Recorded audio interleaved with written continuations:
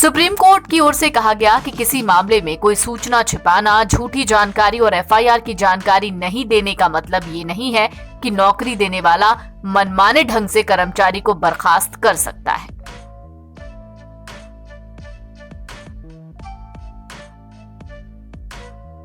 तो चलिए आपको बताते हैं सुप्रीम कोर्ट ने किन किन मामलों में अपने कौन से फैसले दिए हैं और वो 2 फैसले हैं क्या और उसका क्या असर पड़ेगा।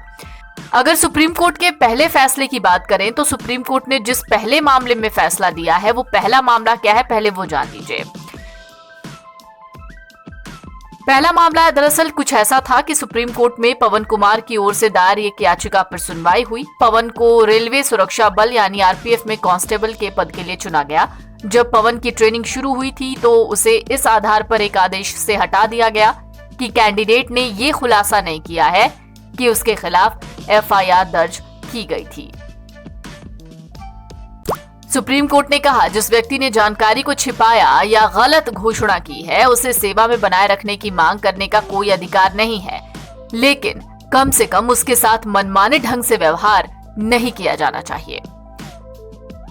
ये तो रही पहले फैसले की बात। अब दूसरा फैसला आपको बताते हैं, लेकिन उससे पहले वो दूसरा मामला समझ लीजिए। दूसरा मामला था केरल के एक शिक्षक का जिसने साल 1973 में स्टडी लीव ली, लेकिन उन्हें इंक्रीमेंट देते समय उस अवकाश की अवधि पर विचार नहीं किया गया। 24 साल बाद 1997 में उन्हें नोटिस जारी किया गया और 1999 में उनके रिटायर होने के बाद उनके खिलाफ वसूली की कार्यवाही शुरू की गई। शिक्षक इसके खिलाफ हाईकोर्ट गए लेकिन राहत नहीं मिली। उसके बाद सुप्रीम कोर्ट पहुंचे। इसी मामले में सुप्रीम कोर्ट ने अपना फैसला सुनाया। सुप्रीम कोर्ट ने कहा कोई सरकारी कर्मचारी विशेष रूप से जो सेवा के निचले पायदान पर है, जो भी राशि प्राप्त करता है उसे अपने परिवार के भरण पोषण के लिए खर्च किया गया है या जहां गलत भुगतान का पता जल्दी ही चल गया है तो अदालत वसूली के खिलाफ राहत नहीं देगी।